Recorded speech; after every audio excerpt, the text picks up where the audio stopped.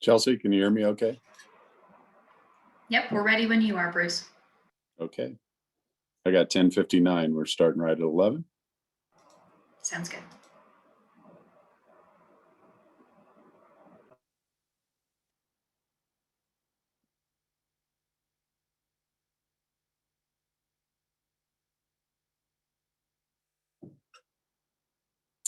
All right, I have 11 o'clock. We'll go ahead and get started.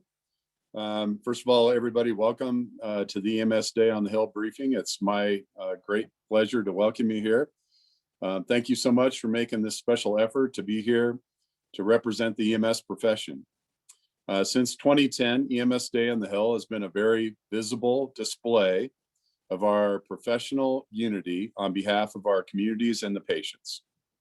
I'm very pleased to report this year that we have 291 registrants from 50 states, including the District of Columbia, Puerto Rico, a new record for EMS Day on the Hill.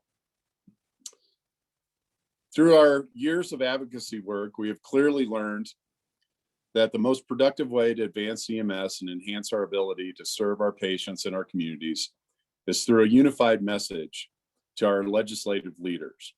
In 2020, EMS Day on the Hill was scheduled for March 25th. However, the rapid spread of COVID-19 led to the NEMT Board of Directors to make a difficult decision on March 12th to cancel Hill Day last year. The pandemic was declared a federal public health emergency on March 13th. Since then, our EMS workforce has served as warriors on the front line of the pandemic. We have all lived through the challenges, the exhaustion, and the heartbreak that this pandemic has caused. But the EMS profession stood tall throughout the crisis. We continued to serve our patients and our communities, and we demonstrated our ability to adapt and respond to a rapidly changing environment. In addition to providing our traditional 911 response, we also provided COVID testing, vaccinations, monoclonal antibodies to patients. Many of our workforce have been filling in at hospitals or substituting as school nurses. Our national organizations also rapidly adapted as well to address the immediate needs of our members. In 2020, leaders from the National Association of EMTs, the American Ambulance Association, and the International Association of Fire Chiefs and the International Association of Firefighters began meeting on a regular basis to discuss critical challenges for our workforce and the agencies that we're encountering and developing joint strategies to advocate on their behalf.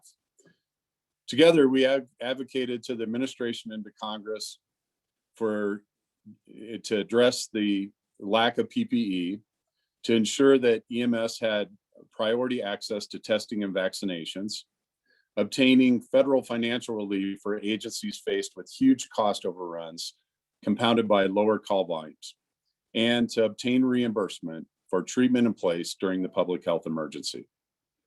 We also work together to collect information on COVID-19 exposures, illnesses, and deaths within our workforce, and the impact of COVID on our agency's abilities to operate.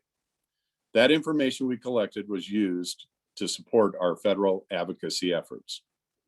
As we come together this year at this year's EMS Day on the Hill, we thank our colleagues at the AAA, the IFC, the IFF, as well as the National Volunteer Fire Council and the National Association of State EMS Officials for their tremendous collaboration.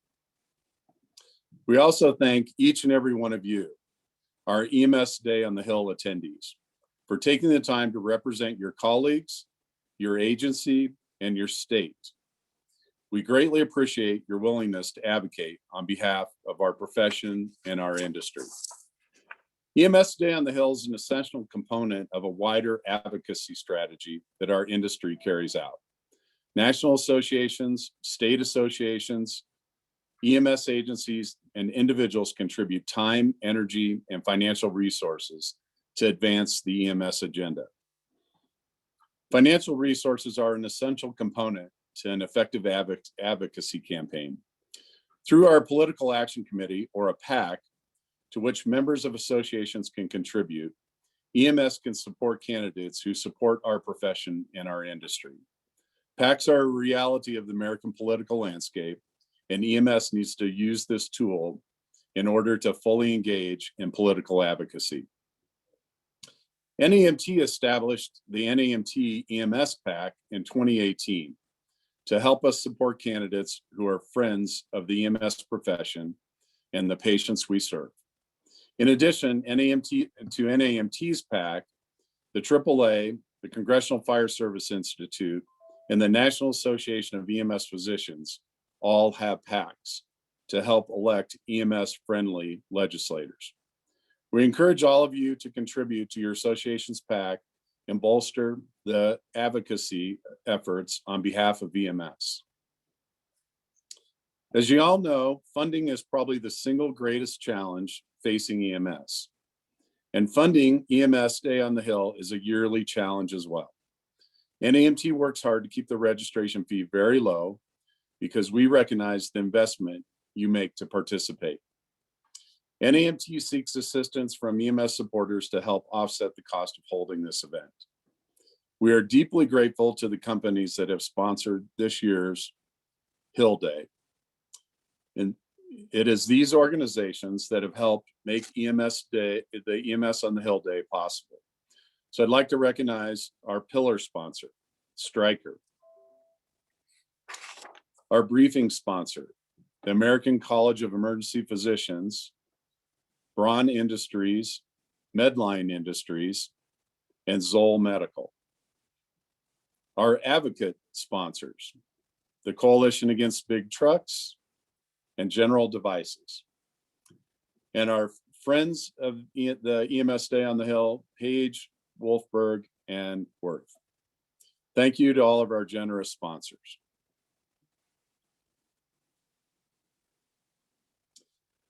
Now, many of us in EMS have been involved in EMS payment reform for the past several years. Today, you'll receive an update on 2 federal reimbursement initiatives. First, it is my pleasure to introduce Tim Dienst, the CEO from UPass Regional Health Services District in Colorado, who will provide you an update on the ET3 project. Tim, take it away.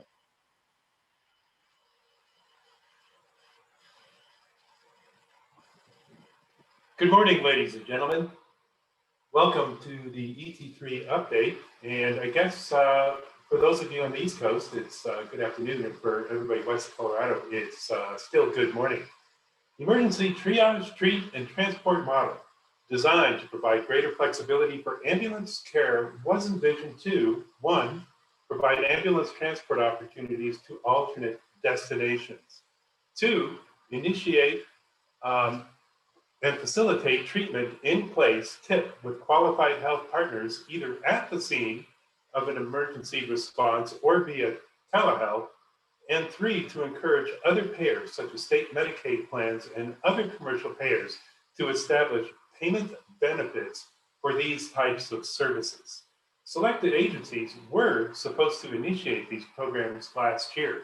However, CMS delayed the implementation of these programs because of COVID-19 and the public health emergency. You see, CMS realized that they, along with the selected participants, would struggle to implement the many program requirements while at the same time react to the many challenges posed to them by the pandemic. However, the first performance period did begin January 1st of this year. So the program is now active. Also in March of this year, CMS issued a notice of funding opportunity of up to $34 million over a 2-year period for local and state governments to expand emergency and non-emergency triage services in locations where ET3 model participants are located. These public safety answering points can now apply for up to about $1.1 million specifically to triage 911 callers to the most appropriate level of services. At the same time, and even when you think of everything that happened throughout last year, there were a few other notable things that occurred. While flexing to the COVID crisis itself, CMS still continued to provide an unprecedented level of support to the ET3 participants. 2, they expanded the list of allowable destinations for all ambulance services, similar to those to the ET3 participant lists. However, it's notable that during the public health emergency, this expanded list continues to be active. However, at the end of the public health emergency, those destinations will still be limited to the ET3 participants. 3, multiple agencies around the country, large and small, private and public, fire and other base services, started to implement treatment in place services to include telehealth and treatment in place. They did so with remarkable success. And probably 4th, the most significant benefit that occurred out of this was our major players, our partners, to include the NAEMT, the American Ambulance Association, the IAFF, and the International Association of Fire Chiefs, all worked together to find common ground to corral legislators, write legislation, and pass TIP, treatment in lieu of transport. That's TIP, actually, treatment in lieu of transport, so that we can receive payments for treatment in lieu of transportation services. We hope, and working with our partners, that this will include treatment in place type services going back all the way to the beginning of the public health emergency. That just goes to show what working together really can accomplish when we set our minds and our hearts to improve patient care in our communities and to the patients that we serve. For more information on the treatment, emergency triage, treat, and transport, you can visit our website, or you can go to innovation.cms.gov, innovation models/ET3. Thank you very much for this opportunity to give you an update on the ET3 program. Thanks, Tim. So now I'll move on to Matt Savatsky, NAMT's immediate past president and chair of our EMS Economics Committee, and he will provide you an update on the CMS cost collection effort.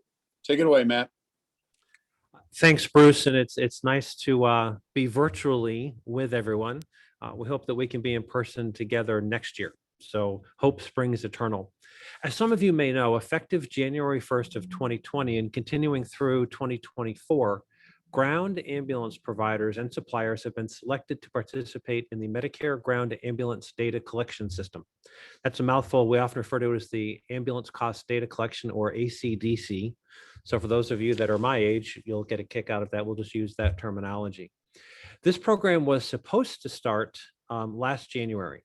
But because, again, the public health emergency has changed pretty much everything, CMS issued a blanket waiver in May of 2020, delaying the data collection and reporting for those ground ambulance organizations that were selected to report in year one.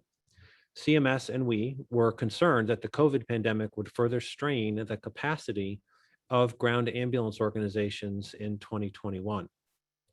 CMS delayed the data collection and reporting period for ground ambulances for 2 years, and for those that were reporting in year one, and 1 year for the ambulance services that were to report in year two.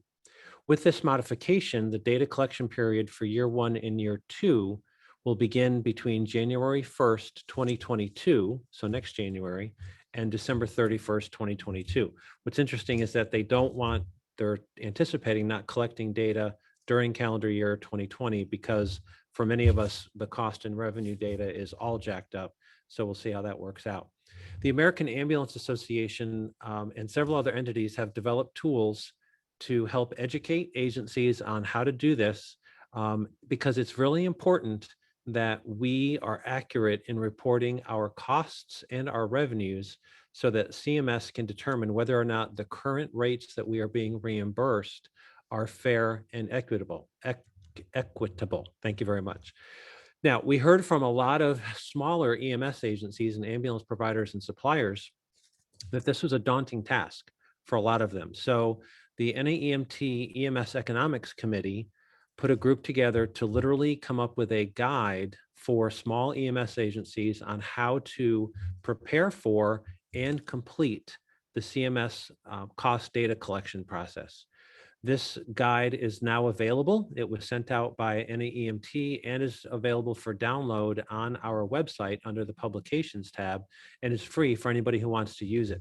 It actually walks you through each point that CMS wants to collect, each data point, and then gives some advice on where that information can be found and some pearls about what to report, what not to report, some things to take into account when you are developing the data that your agency is going to be submitting to CMS. Again, this is all in an effort by NAEMT to help make sure that agencies that might not be used to doing a lot of financial and data and revenue reporting have the tools in advance to prepare for and then submit their cost data collection to see if we can change the reimbursement levels from CMS to be more accurate with the true cost of delivering service. And I just want to thank several of the team members who really helped put that together. Chris Hansen, Steve Kroll, Adam Parker, Matt Sorrentino, and Deborah Von Segern Johnson. They did an amazing job. Even if you're not going to be doing the cost reporting yourself, download it. That'll give you some great insight into our industry and how these things are going to be reported. Thank you very much. And Bruce, back to you, sir. Thank you, Matt. As you can see, our EMS Economics Committee has been doing a lot of hard work, and this is a meat and potatoes issue really important to our organizations.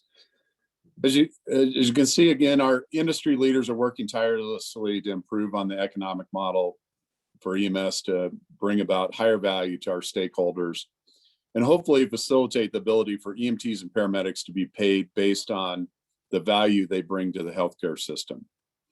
We'll now review 4 of our Hill Day requests to Congress. After each of the requests have been presented, there will be a Q&A session afterwards. So please hold your questions till the end of the presentations by the 4 presenters. I'm going to start out first by introducing, and it's my pleasure to have invited Sean Baird, the president of the American Ambulance Association, to provide an overview of our first request to Congress. Sean?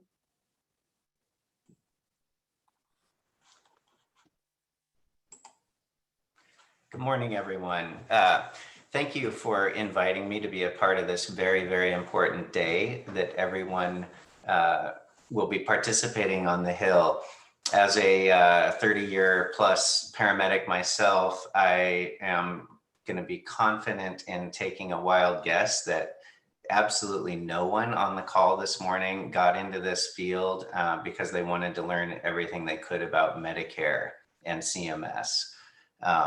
But I have a very fine thing to offer you all, which is the 5-minute MBA program in EMS finance. And what I'm going to cover is the first of our legislative asks during EMS on the Hill Day, and it's our Medicare relief legislation. And if you will jot down the initials MBA that you can put behind your name when we're done here, I can make it pretty straightforward for you. Medicare is the big payer for all of us in EMS, regardless of what service type you work in. I'm quite confident that we all, as EMTs and paramedics, primarily take care of older folks. Those are the folks who have emergencies. Those are the folks who are fragile. Those are the folks that you can tell stories to your legislator about the work you do and have it be meaningful, because we all have parents and grandparents and aunts and uncles, some of whom are in frail condition, and we can all relate to it. And legislative offices love to hear about the work you do taking care of our older community. So your MBA Here it is. M, most of our patients are on Medicare. Most Medicare. B, below cost reimbursement for those patients is a tremendous problem for the industry. This has been studied by Congress, by outsiders. Everybody agrees below cost reimbursement from Medicare is a real problem for us. A, add-ons to the Medicare payment are what's saving the day for EMS. MBA. When you talk about this bill, if you can remember those 3 points, that most of our patients are on Medicare, that below cost reimbursement is really a tremendous burden for us as providers, and that A, the add-ons are essential, I think that's all you need to know. All the rest of the details are in there. We have a bill that's going to be introduced hopefully as soon as April 8th, but it may be the following week due to the Easter recess. Introduced by Congresswoman Sewell, Congressman Blumenauer, Congressman Welch, and Upton and Mullen. And you'll get a briefing paper with all of this. Those folks have taken this on to be champions of it in the House. And we have a name for you to ask if your member or their staff is interested in helping us with our Medicare issue.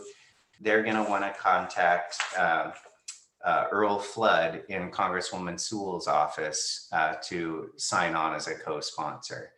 On the Senate side, we are progressing with a number of different offices that would like to potentially champion this. We're probably about 2 weeks out from getting a bill introduced, and we will provide follow-up if any of your meetings lead to staffers being interested or members of Congress being interested. Just let them know that we will follow up with their office with the information on who the lead sponsors are going to be, or if they are interested in being an original sponsor themselves, to let us know. So that's really the big ask of the Medicare legislation, and it's to continue something that's been going on for quite a few years. Thank you. Sean, as a super rural provider, I'm grateful for those Medicare extenders, and I thank you for your overview, and a big thanks to the AAA for leading the effort to get this bill introduced. Now it's my pleasure to welcome Chief Gary Ludwig, the past president of the International Association of Fire Chiefs, to provide an overview of the 2022 Siren Grant appropriations. Chief Ludwig. Thanks, Bruce. It's good seeing you all today, and it's good and it's an honor to be on here today with all of you. So first, let me say thanks to all of you for what you do every day in your communities. Second, thank you for being our champions and our advocates for EMS Day on the Hill. I am confident that you will all make a difference. So I'm going to talk to you about the Siren Act, and Siren stands for, it's an acronym that stands for Supporting and Improving Rural EMS Needs. The Siren Act is relatively new. It's a program to assist only rural EMS agencies. It's not for urban or suburban EMS departments. And I think we all can agree that everyone is facing budget challenges. It doesn't matter if you're urban, suburban, or rural, but the rural community has been especially hard hit.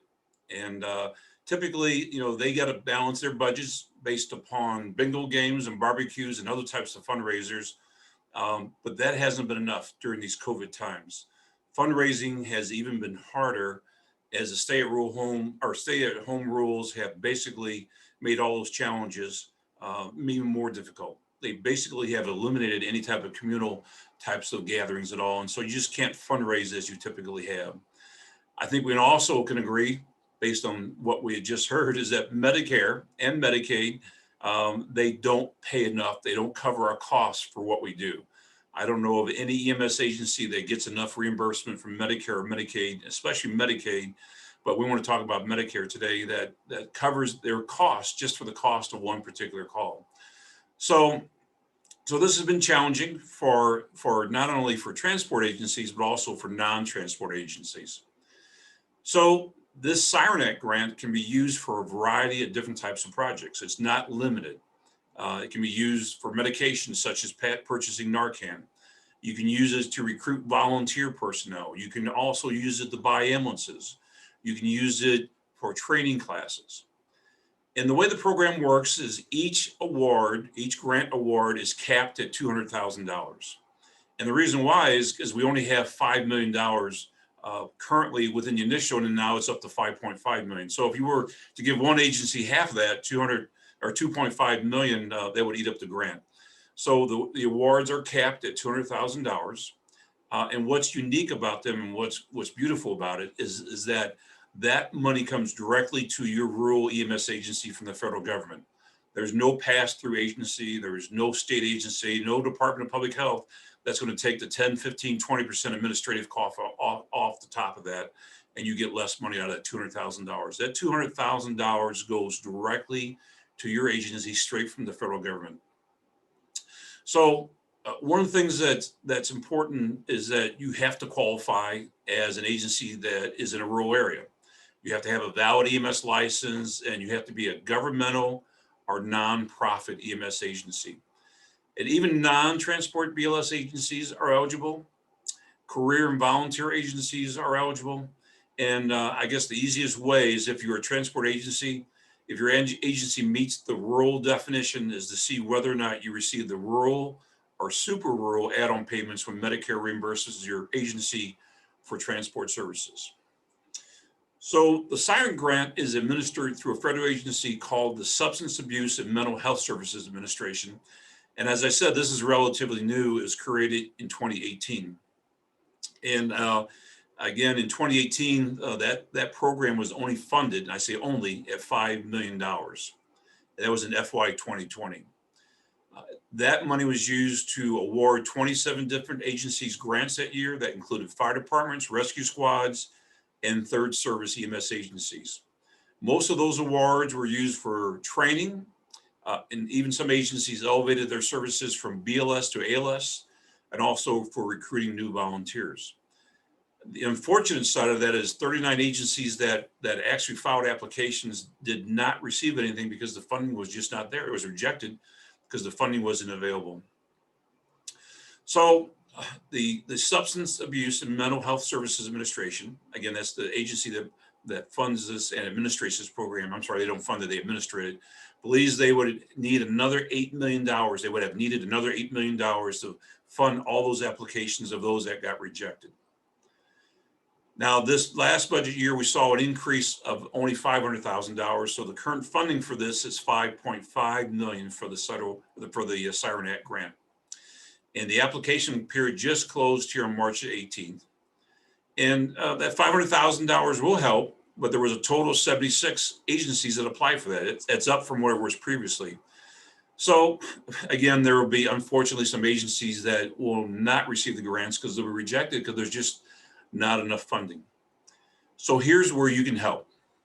We're asking Congress to provide $20 million for the Siren Act grants in FY 2022. This additional funding will allow the agency that administrates these grants to make a total of 100 awards. We believe this is the appropriate amount given the significant amount that previously existed and the fact that COVID has only made that need worse. So one of the most important things that you can do is educate congressional staffers when you speak with them on the realities of the tough budget environments facing fire and EMS agencies. And if your agency does fundraising through bingo games, barbecues, fish fries, or any other similar events, if you are one of those people, if you come from one of these agencies, please personalize it and talk to the members of Congress and their staff about how much harder it is fundraising during these times with COVID. Please consider, as I said, sharing stories of your agency that has had increasingly hard times fundraising for training, recruitment, and also buying supplies.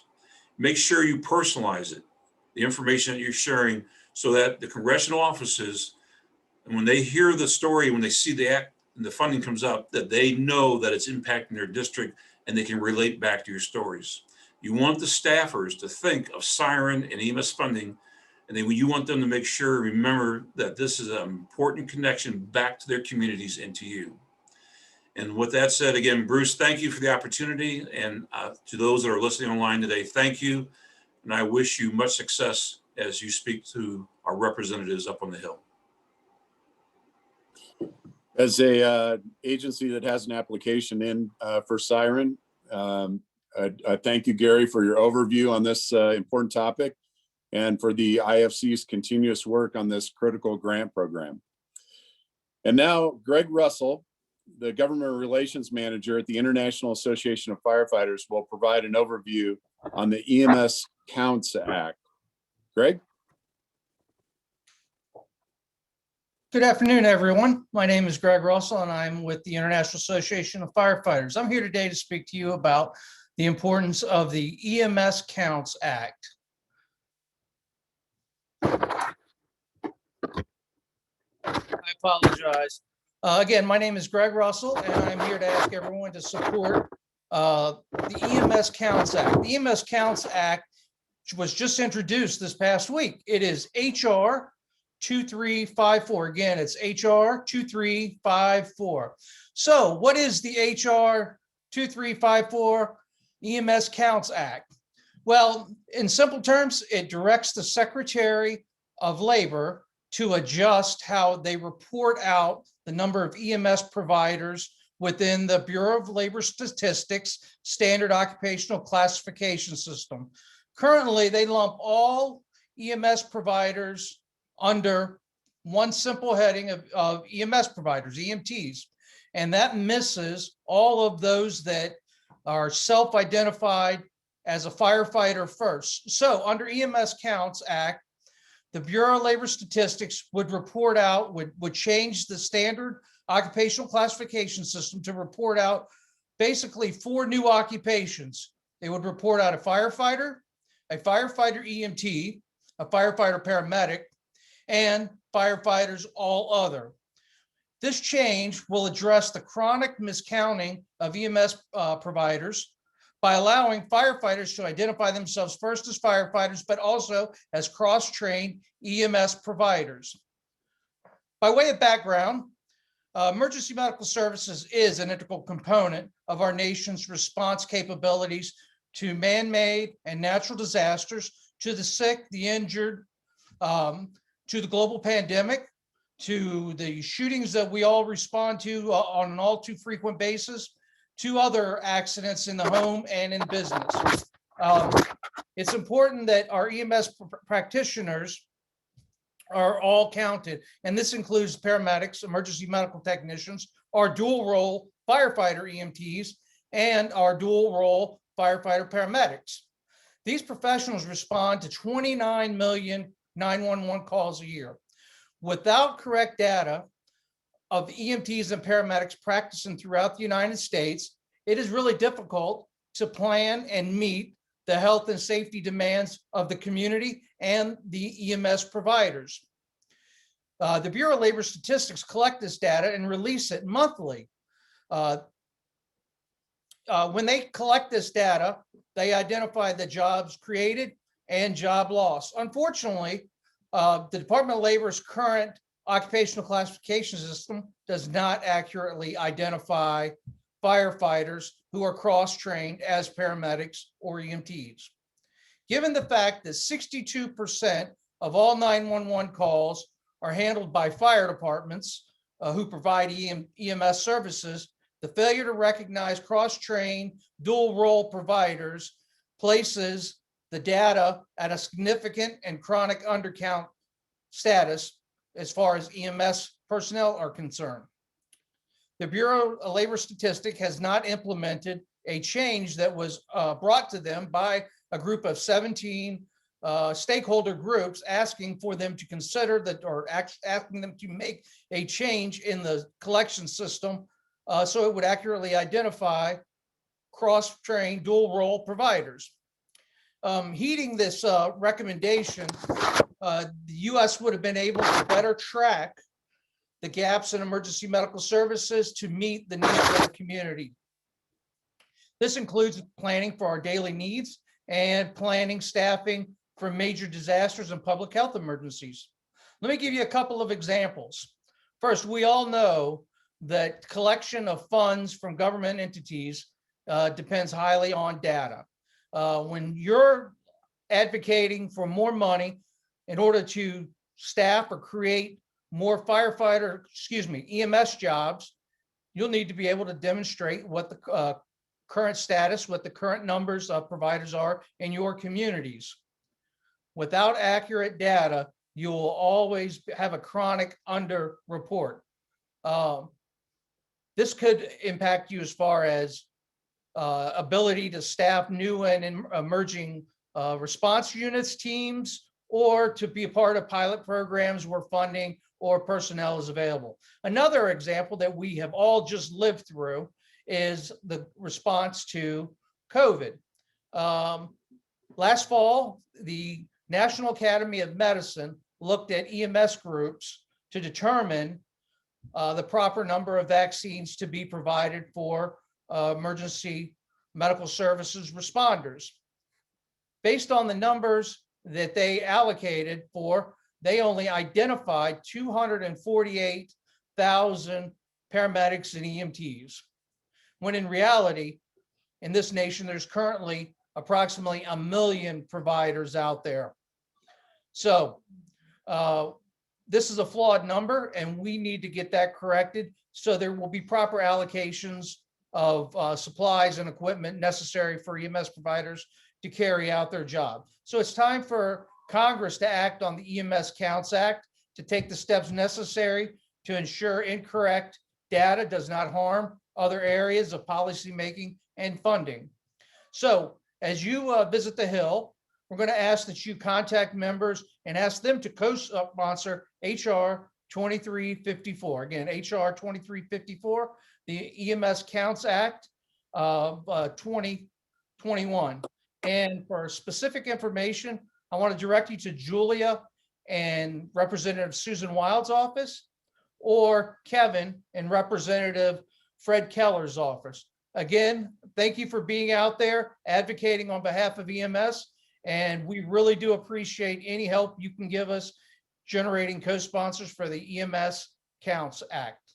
Thank you. Bruce? Thank you, Greg, for your overview, and to the whole team at the IAFF who have helped work with us on EMS counts and several other bills this year.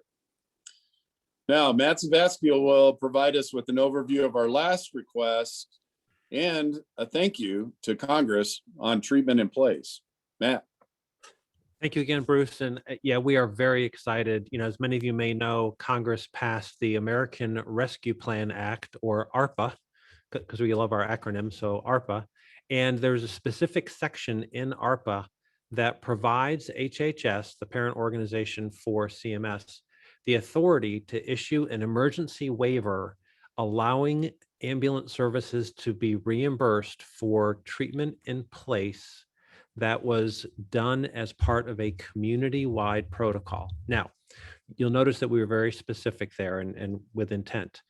When the American Ambulance Association, the International Association of Fire Chiefs, the IAFF, a number of other organizations, and NAEMT were working very, very hard during the pandemic to find ways for EMS to be reimbursed for treatment in place, part of that discussion with the legislators who were willing to sponsor the legislation and with CMS was initially a very narrow definition of what would be eligible for reimbursement if you did not transport someone to the hospital. In your discussions with members of Congress and their staff during EMS on the Hill Day, you need to be a little bit specific that this waiver authority means that CMS can issue the waiver. We'll talk more about that in just a second, but it's only temporary. It's only during the public health emergency, and it is different than what you heard Tim talk about under the treatment in place language for ET3. During a recent webinar, Brian Werfel from Werfel and Associates used the term TILT. So we're going to mention that TILT, meaning treatment in lieu of transport. And what that means is, but for a protocol in your community, there was a protocol in your community that told you or instructed you or encouraged you to not transport someone to the hospital. That's what this language does. It allows ambulance services to be reimbursed for TILT, treatment in lieu of transport, during the public health emergency. Now, we're also hopeful that, like with the other emergency waivers that CMS has issued, this will be effective retrospectively to the start of the public health emergency, or on or about March 1st of 2020. That will help a lot from a reimbursement perspective and a funding perspective for a lot of agencies who are doing the right thing, triaging patients, referring them to appropriate levels of care, but not transporting them, and therefore we're not able to get reimbursed. I will say that, as you've heard all throughout the briefing so far, this alliance, this quad alliance between NAEMT, the AAA, IAFF, and IFC really work together to get this legislation pushed forward. And even more so, we are now collaboratively working with CMS to help them craft the waiver language to make it as broad as possible, so that as many agencies can take advantage of this particular waiver as incredibly possible. But again, it only is for the public health emergency, and it only covers a very narrow number of patients. So what we are now going to do is start discussing with Congress, making this waiver permanent. Now, you'll notice that with a lot of the waivers that CMS has issued during the public health emergency, MedPAC and CMS and others have said some of those waivers are good public policy. And even though they were implemented during a public health emergency, they probably should become the norm moving forward. We think this is one of those waivers. So starting now, we are going to start requesting Congress to make that waiver permanent, so that payment for treatment in lieu of transport, or some now might say, if it becomes permanent, treatment in place, really makes more sense for the patient, makes more sense for the agency, and certainly makes more sense for the payer, in this case, Medicare. So you've got the talking points, or you'll have them shortly if they come through your spam filter, or you'll certainly get them before your meetings with members of Congress. But ask them, hey, thank them very much for passing the ARPA that included payment for EMS non-transport or transport in lieu of treatment. But let's kind of take it to the next level and see if we can make that permanent, because it's just good public policy. Just in closing, I want to mention that when you're talking with your members of Congress, CMS has been so incredibly cooperative, collaborative, and engaging with the EMS industry. I know for many of us, Gary and Bruce and Aaron and Sean and the folks all across the board from all the associations, certainly Jeff, have worked with CMS or been in this industry for a long time, and never in the history of that million years of experience have we seen Medicare and CMS be so responsive to some of the needs that we're having. So if you get a chance with your members of Congress, mention the fact that CMS has been terrific to work with. They've been very helpful. And now let's help them go to the next level and make this public policy permanent, because it's good for everybody. With that, Bruce, back to you, sir. All right. Thank you, Matt, for this overview and for your strong leadership on TIP. And, that I have to echo those sentiments exactly. I think we're on the beach at CMMS, and we just need to advance that beachhead a little bit further. They're finally understanding a little bit more about what we do, and they're listening. Now we'll take some questions about the request from our attendees. Chelsea Hickman from our partners at Winning Strategies Washington will assist me with these questions. So Chelsea, first question.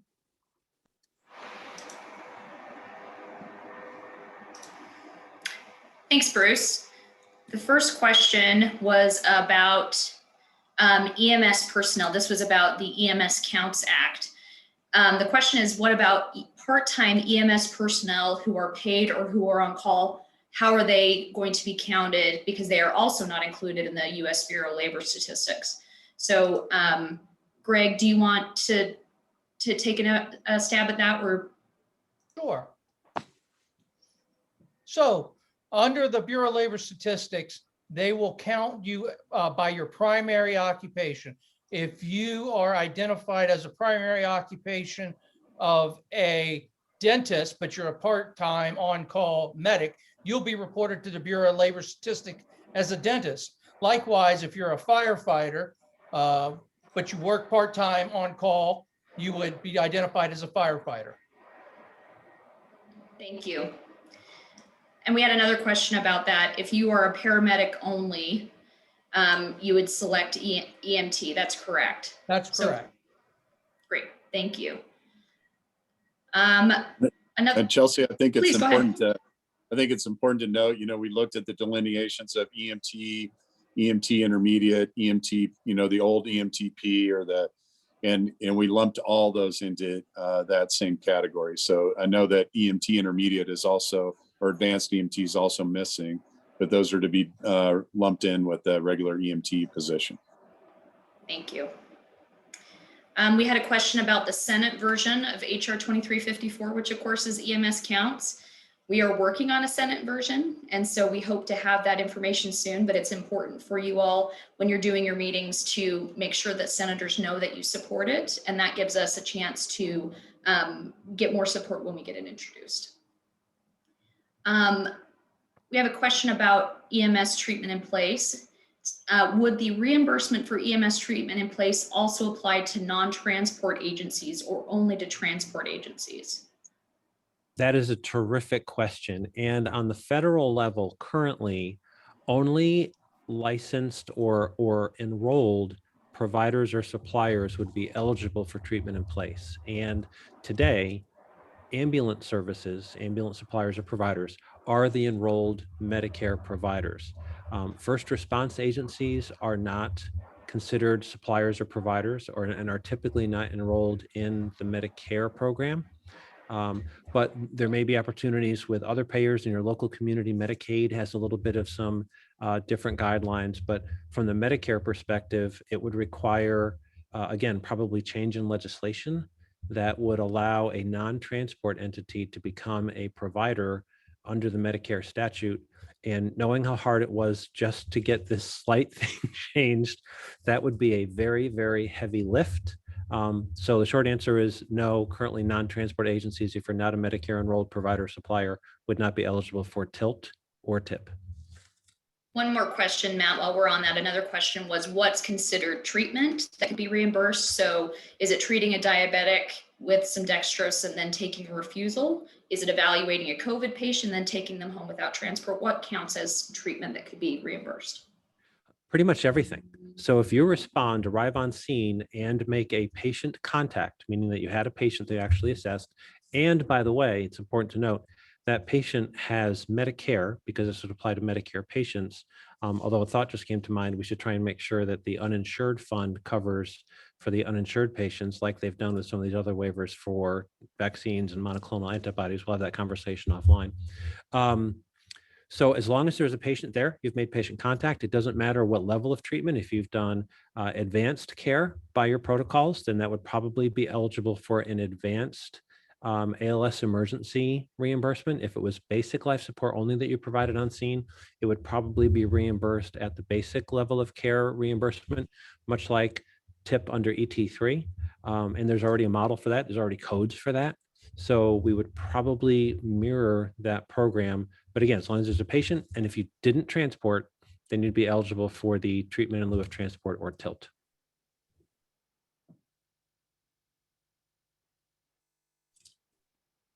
Thanks, So Matt. Matt, couple other questions and then we can move on. Yeah, Matt, I just wanted to follow up on the question on the non-transport agencies. So say, for example, an agency like LA County Fire, where it's first response squads and that are ALS, and then potentially either BLS or ALS ambulance transport under contract. Would potentially both of those agencies be available to get TIP or TILT, or is it just the transporting licensed transport provider in that area? Great question, Bruce. And it is likely, probable, almost definite, that the ambulance service that arrives on the scene will be the one to be eligible for submitting the claim and getting reimbursed for the TILT. Again, they will follow their statutory guidance. The only change in the statutory guidance is if the ambulance arrives and doesn't transport, they could be eligible for reimbursement. And it's only going to be one provider. And a lot of us went through this with the ET3 program. And CMS has been pretty clear that an ambulance has to be on scene, and that ambulance provider is the one who would bill and get reimbursed. In the case of LA County, even if they're the ambulance provider, but they only send a first response unit, if it's not a transport capable ambulance that doesn't arrive on, if a transport capable ambulance does not arrive on scene, they would not be eligible to bill for the treatment in place. Has to be an ambulance on scene. Thanks, Matt. There are several questions about the EMS counts. What counts as a paramedic? What if you're a volunteer? We're going to post more information on NAEMT's website answering all of those questions. I want to get to just a couple more on before we move forward. There was a question on Siren and are tribal entities eligible to apply for Siren? So Yeah. I think that might require a bit of little bit of research, but I typically legislation and that comes out of the Congress does not exclude tribal EMS agencies. So I would lean towards that tribal EMS agencies are available if they qualify as a rural EMS agency also. Yeah, and Gary, I can follow up on that a little bit. Having not made the hurdle on last year's Siren Grant, and looking at the recipients that did get Siren last year, there were a couple of tribes in there. So it seems apparent that the tribal organizations, tribal EMS, is definitely a significant player and an awardee in last year's Siren Grant. Wonderful. Thanks for adding on to that, Bruce. I appreciate that. There's one more question about Siren. Rural agencies that don't have a CON, a non-transport to hospital, are they eligible for Siren grants? Yes, if you don't transport, but you're a rural EMS agency, you can apply, yes. Great, thank you. I think there are, as I said, there are several questions about EMS counts. We will answer all of those on NAEMT's website to make sure that everybody has the information that they need. But I think, Bruce, we're ready to move to the next part of the program. Okay. So now we're going to turn to the logistics of this year's Hill Day visits. And as all our meetings are going to be virtual this year, Chelsea will review all of the logistics for our meetings. Take it away, Chelsea. Thanks, Bruce. So to say that this year is different is an understatement. Whether you're participating in your first EMS on the Hill Day or your 10th, I just want you to know how grateful we are for your participation. I know everybody has a full-time job and this is not part of the description, but I just want you to know that this is so important and it is so critical for lawmakers and their staff to hear from you, and it really does make a difference. You can be just as effective with virtual advocacy as you can with doing it in person. So just to make sure everybody's on the same page, there are a couple of things going on. One is every state will have a state briefing. Those are happening this afternoon, tomorrow, and the next day. And you should have received an invitation. If you did not, you can shoot an email to emsonthehill@wswdc.com. Make sure you check your spam filter, but the schedule is posted here. So this is an opportunity for all the attendees from your state to get on the same page, to meet together, to coordinate.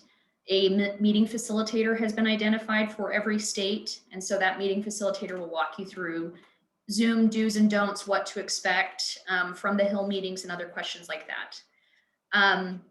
Our meeting targets included both senators from each state and then the representatives from every district where we had an attendee. So most of you will have just 3 meetings, and that will be with your senior senator, with your junior senator or their staff, and with the representative where you live or work. While our event spans Monday through Friday of next week, each state will only have meetings on one day. So in other words, each state has been assigned a meeting date, and all of the meetings that you'll have will occur on that date. If you have any questions about what you're supposed to be doing, where you're supposed to be, just send us an email at emsonthehill@wswdc.com. So you can see here, this is the schedule. The meeting invitations have started going out. You'll get them via email, and it'll be a calendar invitation. You'll have the Zoom link as well as the links to the request to Congress. If you don't get those, by all means, let us know and we'll make sure to take care of that for you. So if the calendar invitation says member meeting, just note that means the senator or the representative is supposed to attend the meeting himself or herself. Otherwise, you'll be meeting with staff and their name and title will be listed on the calendar. The dress code is business or dress uniform. And just know that some of the staff you're meeting with might be dressed a little bit more casually because some of them are working from home or other circumstances. On Friday, you should have received an email from NAEMT that has do's and don'ts, the talking points, the other materials we've talked about. I put a link in the chat. In case you didn't get that email, there's a link in the chat where you can access all of that information. I want to ask you to review all of that carefully. And if you have questions, by all means, let us know. But I want to just go over a few do's and don'ts just to make sure that everybody is as prepared as they possibly can be. And some of these might seem obvious, but they're on the list because we've seen problems with them in the past. So before the meeting, do make sure that you've got the Zoom link, that you've tested it, that if there's anything you have to download on your computer, that it's ready to go. And make sure your device has a camera, that it's uncovered, that it's working, that everything's in working order. Make sure you're in a quiet place with a neutral background, that there's not dirty dishes or something in the background. And make sure you know who is taking the lead. Make sure you have the agenda, which is what you'll do during your state briefings this week. Make sure you know what your role is. And if you can, join a few minutes early so that the meeting can start on time. During the meeting, as Gary said, it's so important for everybody, for these members of Congress to understand what you do and how it contributes to the community. So talk about that. Talk about what you're doing, how it affects their constituents, and how the requests that you're making will affect their constituents.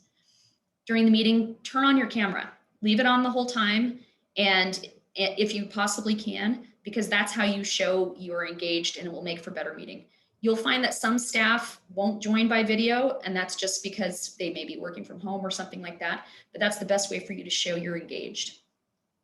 The other do is stick with the script.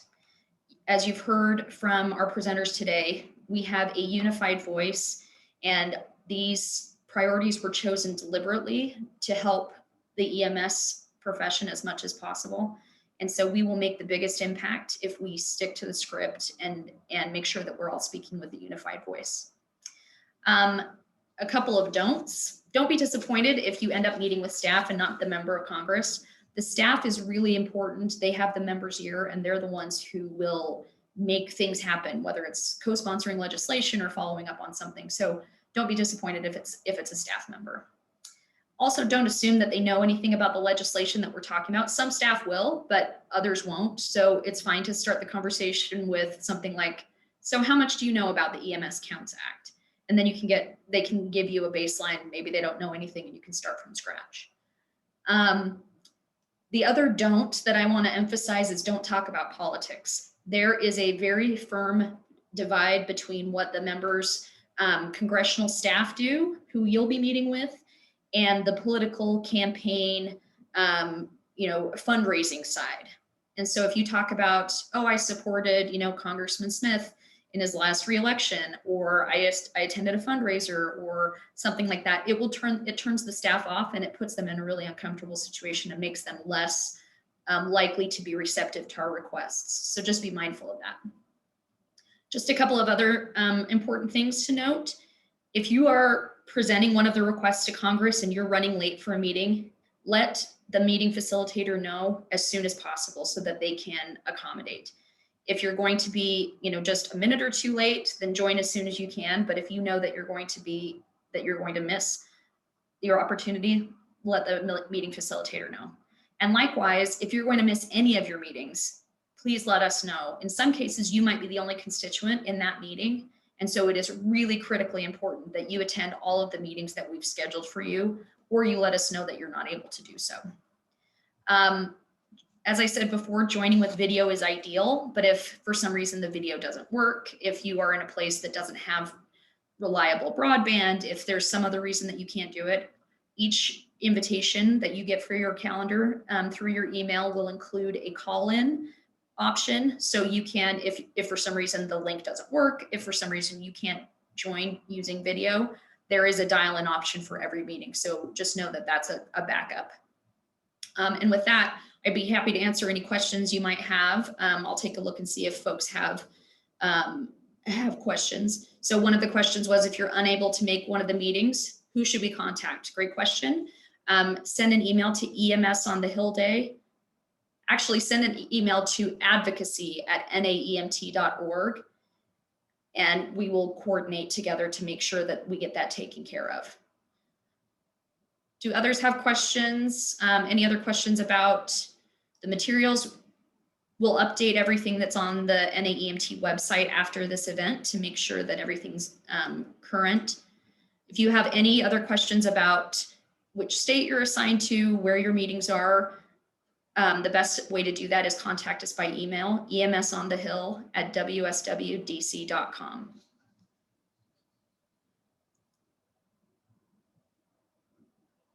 The other question was, will the staffers get the handouts prior to the Zoom call?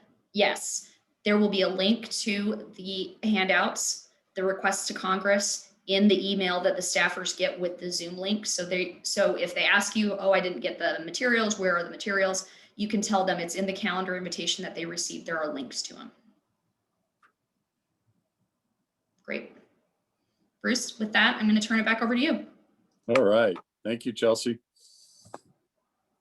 Okay, one final suggestion to end with on your visits is remind senators and representatives and staffers that National EMS Week is coming up, May 16th through the 22nd. It's a national celebration of our service and our EMS providers and what they do for our communities. Invite them to come and observe and share in the celebrations or come on a ride along, and make sure that you have a strong social media presence to celebrate EMS Week. It's now with great pleasure that I announce the 2021 EMS Advocate of the Year Award recipients. This year's award is sponsored by Zoll Medical, and it's given out annually to recognize EMS professionals for their efforts to advance the EMS profession through advocacy. This year, we have two very worthy recipients. The first one is Maynard Kopechny from South Dakota. Maynard works at the Kimball Volunteer Fire and Ambulance and is a political representative for both the South Dakota EMS Association and the South Dakota Ambulance Association. An ambulance service director for over 30 years, Maynard has firsthand knowledge of the impact of legislation can have on our EMS profession. He has logged countless hours and miles, making a 3-hour plus round trip from his home to the state capitol. He has built a relationship and educated elected officials through phone calls, in-person conversation, and committee testimony, providing valuable information for draft legislation. Maynard authors a weekly legislative update and encourages his fellow EMS professionals to contact him if they have any questions regarding current or potential legislation impacting EMS. Congratulations, Maynard, for your award. Maynard has also advocated on child abuse, human trafficking, seatbelt requirements, CPR in schools, removing excise tax, and ensuring recognition of EMS practitioners. This year, he distinguished himself by helping South Dakota become the 21st state to pass recognition of the replica legislation and the Interstate Compact. My name is Maynard Kopechny, and I'm honored that NAMT chose me to be an advocacy volunteer this year.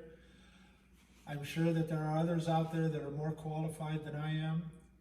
I especially want to thank the South Dakota EMS Association for giving me the opportunity to serve in their capacity to represent them in peer, and for sending in my nomination. And I especially want to thank Elizabeth Verhey, who I filled out this application.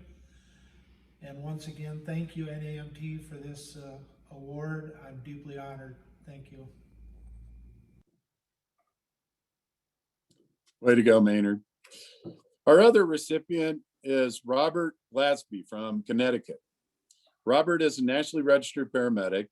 He is also the Director of External Affairs and member of the Board of Directors of the Connecticut Association of Paramedics and EMTs, CAPE, an organization he helped to establish.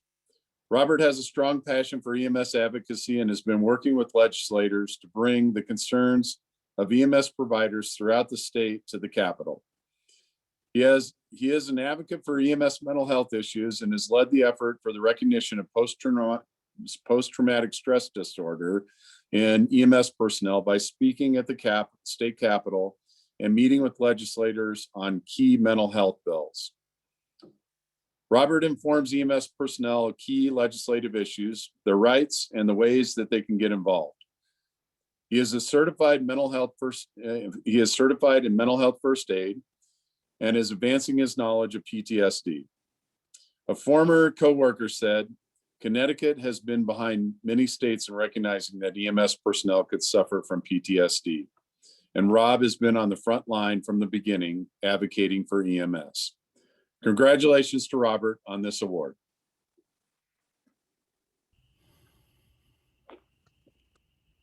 Hello, everyone. My name is Robert Glaspie. I'm a paramedic here in Connecticut. I'm also an advocate for EMS providers throughout the state. I just wanted to take a second to give thanks for this award. It's very humbling. So I just wanted to say thank you to whomever it was responsible for nominating me. I also want to take a second to thank NAEMT for putting this presentation together. I know it was a lot of work, so it definitely is great. It's greatly appreciated. Importantly, I want to take a second to thank a special group of people, and that is the executive board and a few others from CAPE, the Connecticut Association of Paramedics and EMTs. Without this group of people, I don't know that I would have actually been in a position to be nominated or receive this award. So I want to take a second to thank Derek Caranci, Tamara Fisher, Doug Dole, Scott Worcester, Tom Latosic, Ben Zura, Tom Pizzetta, and Nick Paprowski. So thank you guys so much for everything that you guys do. I want to thank them for their efforts and being able to bounce ideas off of them. They really do put in a lot of work, so it's greatly appreciated. I just want to say thank you again.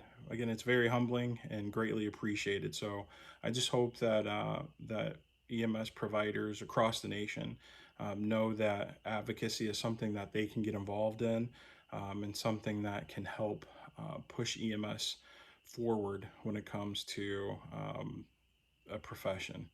So it's greatly appreciated. Thank you again. Please be safe.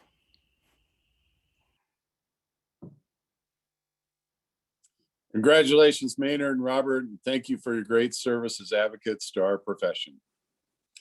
And now we're honored to recognize two outstanding federal legislators as our EMS Legislators of the Year for their leadership as champions of our key legislation. The first one is Senator Catherine Cortez Masto from Nevada. She recognized the challenges faced by ground ambulance providers caring for COVID patients. She was also instrumental in introducing Senate Bill 149, along with Senator Bill Cassidy from Louisiana, to reimburse ground ambulance providers for treatment in place services delivered to Medicare beneficiaries during the COVID public health emergency. She then worked to get this bill included in the American Rescue Plan and the COVID relief package, which was signed into law on March 11th. Thank you, Senator Cortez Masto, for your tremendous leadership. Hi, everyone. I'm U.S. Senator Catherine Cortez Masto. Thank you all for being here this week to advocate for EMS professionals across the country. Emergency medical technicians, first responders, and paramedics have worked tirelessly to save lives during this pandemic, putting themselves in harm's way to keep our communities safe. Our first responders are on the front lines during one of the most challenging times in our nation's history, and we all owe them a debt of gratitude. EMS professionals have been vital to our nation's response to the pandemic, and they deserve to be treated with respect. And when I saw that ambulance operators weren't being paid unless they took patients to the hospital during the coronavirus pandemic, I knew that was wrong and worked across the aisle to fix it. I am honored to receive the nomination from the National Association of Emergency Medical Technicians as Legislator of the Year. And I look forward to continuing to work with my colleagues to provide our emergency medical workers with funding and resources that they need. Thank you.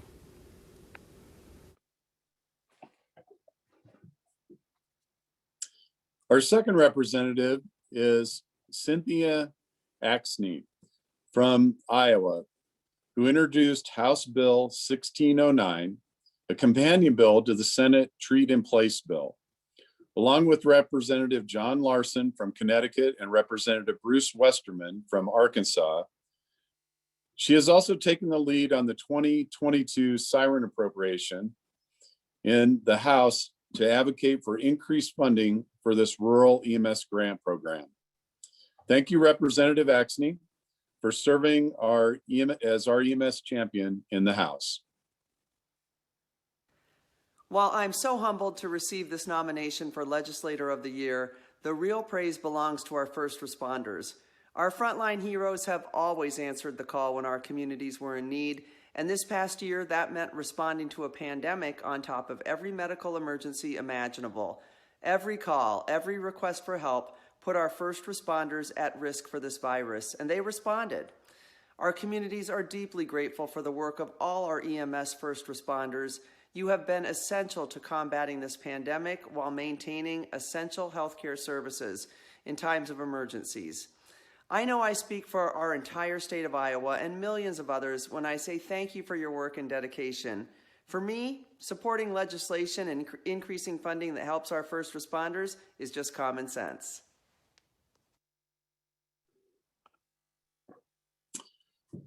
So having started my career in Iowa and spent most of my career in the state of Nevada, I'm absolutely moved and pleased to see that these two representatives from those states are advocating for EMS on our behalf. So again, thank you, Senator Cortez Masto, and thank you, Representative Axney.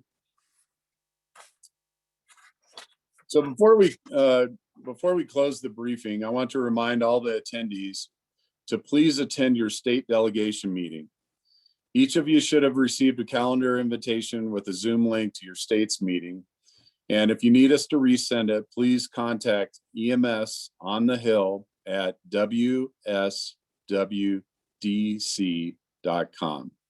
We wish everybody a very successful meeting with your congressional leaders and their staff. Good luck to everyone.